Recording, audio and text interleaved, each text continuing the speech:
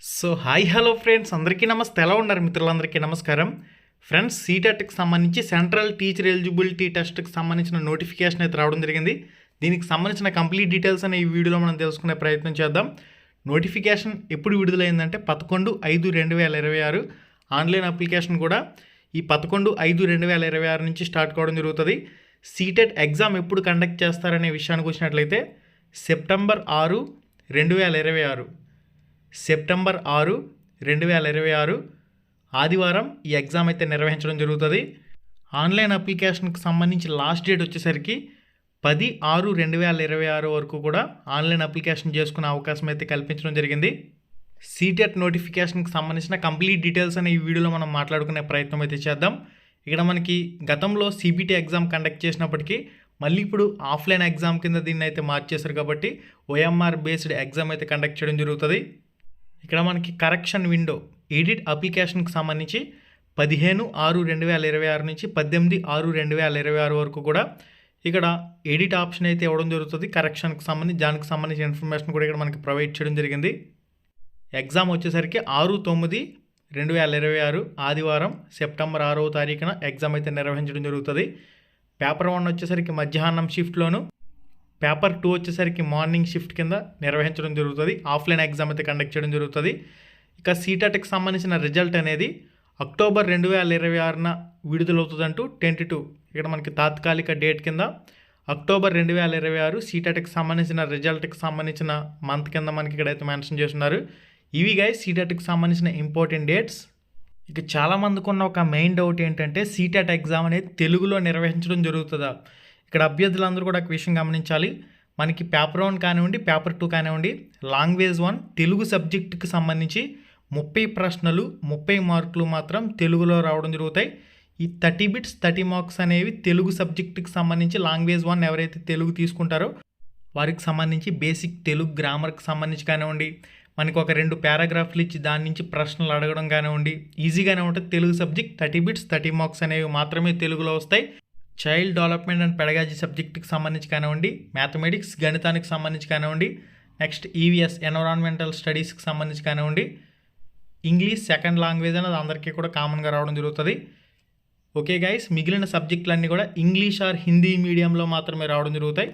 Telugu subject language 1 Telugu తీసుకుంటే మాత్రమే 30 bits 30 marks Telugu రావడం జరుగుతుంది. ఓకే, సీటెట్ తెలుగులో ఉంటుందన్న అంశానికి సంబంధించి మీకు ఫుల్ క్లారిటీ అయితే వచ్చి ఉంటుందని చెప్పేసి అనుకుంటున్నాను. మనకి సీటెట్ నోటిఫికేషన్ అనేది ఎవ్రీ 6 మంత్స్కి ఒకసారి విడుదల చేయడం జరుగుతుంది. సెంట్రల్ మనకి దేశవ్యాప్తంగా ఎక్కడ డిఎస్సి నోటిఫికేషన్ పడినా కానీ ఈ సీటెట్ క్వాలిఫై అయినట్లయితే మీరు అప్లై చేసే అవకాశం అయితే ఉంటుంది.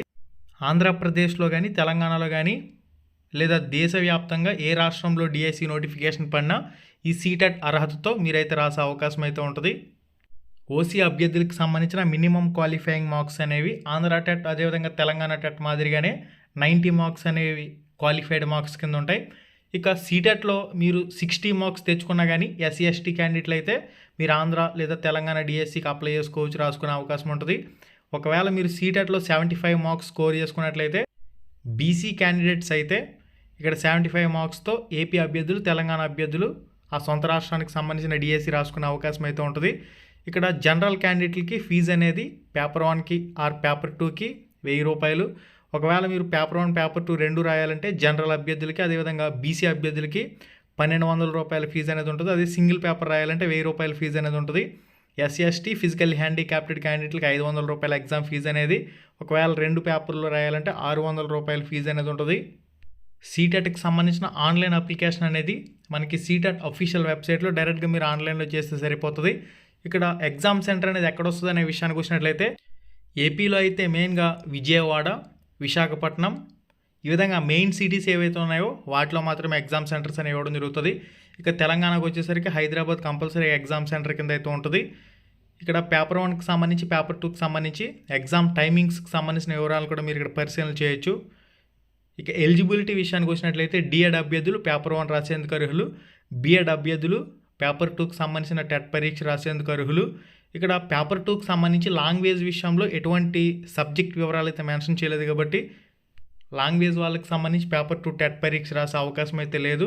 ఇక్కడ మనకి నోటిఫికేషన్ ప్రకారం చూసినట్లయితే ఇక్కడ పేపర్ 1కి సంబంధించిన ఎగ్జామ్ ప్యాటర్న్ ఒకసారి పరిశీలన చేసినట్లయితే చైల్డ్ డెవలప్మెంట్ అండ్ పెడగాగి ఇక్కడ మనకి 30 ప్రశ్నలు 30 మార్కులు, మ్యాథమెటిక్స్ 30 ప్రశ్నలు 30 మార్కులు, ఎన్విరాన్మెంటల్ స్టడీస్ ఈవీఎస్కి సంబంధించి 30 ప్రశ్నలు 30 మార్కులు, లాంగ్వేజ్ 1 తెలుగు తీసుకుంటే తెలుగు 30 ప్రశ్నలు 30 మార్కులు, లాంగ్వేజ్ 2 ఇంగ్లీష్ అందరికీ కామన్గా ఉంటుంది.